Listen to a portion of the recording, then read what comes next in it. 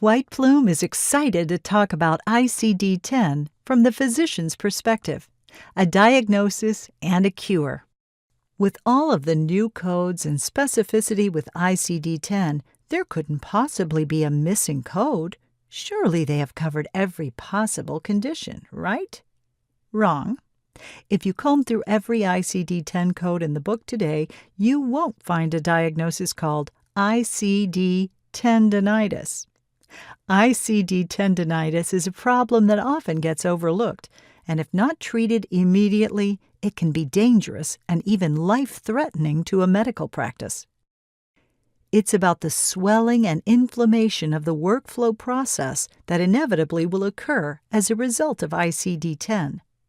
The classic symptoms of ICD-TENdonitis are physicians seeing fewer patients while receiving lower reimbursement with a higher administrative cost structure. It begins as a swelling of possible diagnostic choices that will slow physicians down, causing them to see fewer patients. The new choices will also cause them to make mistakes in documentation that result in denials or lower reimbursements. ICD-TENdonitis typically spreads to the administrative side of a practice, causing further inflammation, which significantly increases operating costs and overhead. If ICD-TENdonitis is left untreated, everything else that you accomplish with your transition to ICD-10 becomes academic very quickly. Let's focus chiefly on physician productivity based on data from Canada, where the advisory board looks at and projects a 10 to 20% decrease in physician productivity as a result of the move to ICD-10, and they expect that to be a long-term decrease. This is not just a learning curve problem. This transition's impact can be anywhere from $100,000 to $150,000 a year per physician.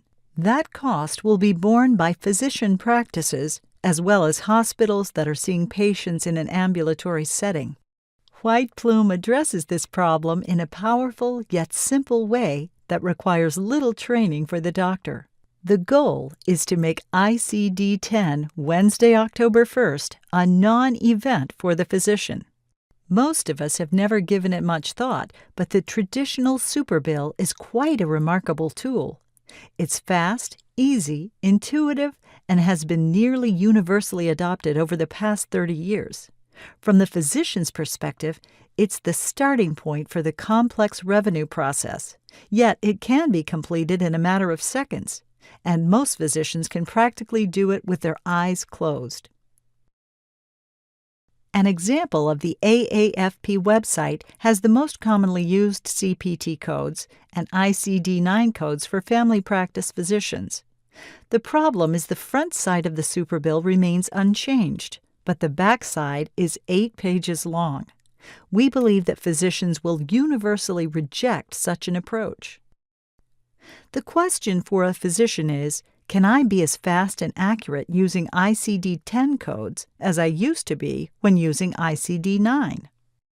And the answer from White Plume is yes, you can. Let me show you how this is possible. It's a powerful yet elegantly simple product called ExcellaCapture. ExcellaCapture is an electronic superbill that we designed to look just like your paper superbill.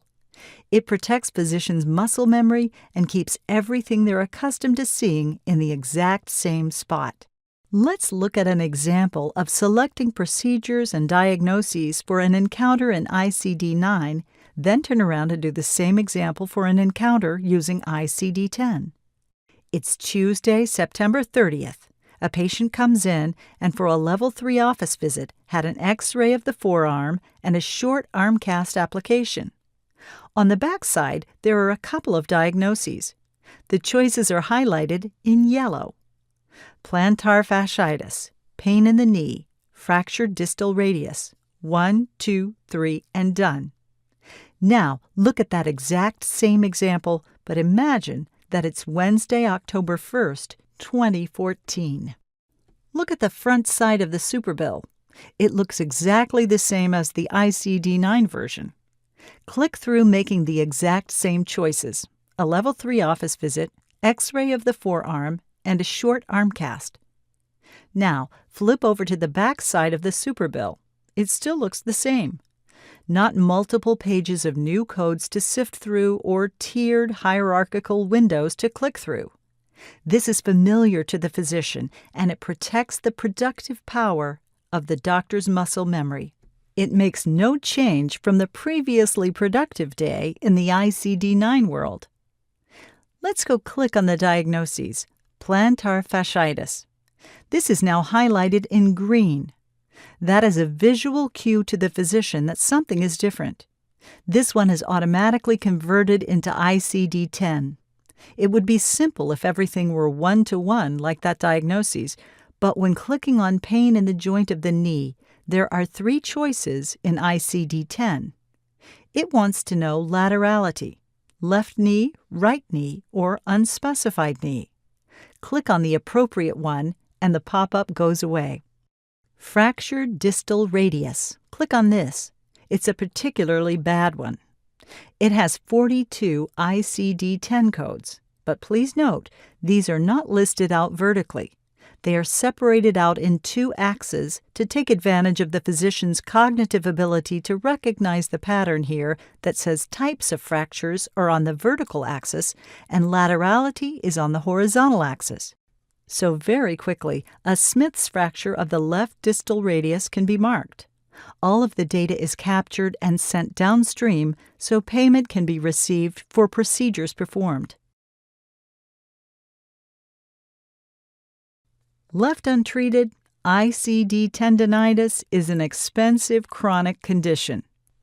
Physician productivity loss and additional administrative overhead could drive the cost up to $100,000 to $150,000 per physician per year.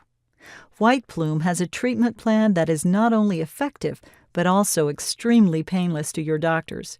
At the end of the day, physician productivity is the lifeblood of a successful practice.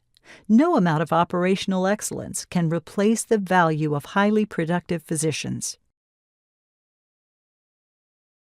If you have any questions, please feel free to contact us at Plume. Thank you for your time.